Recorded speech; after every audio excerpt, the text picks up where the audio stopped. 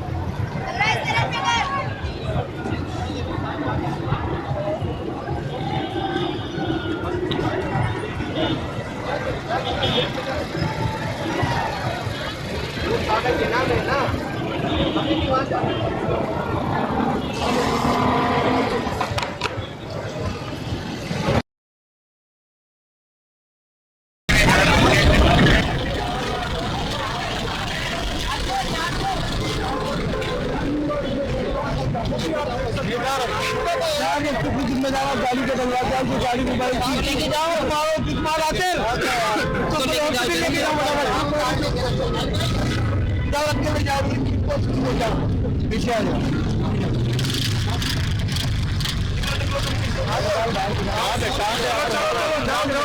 ground में बाकी जिंगा ग्राउंड में मारा कितने हल्का आ रहा हूँ कितने हल्का तीन पीछे से बाइक को उठाया चल लेके जाओ जाओ जाओ जाओ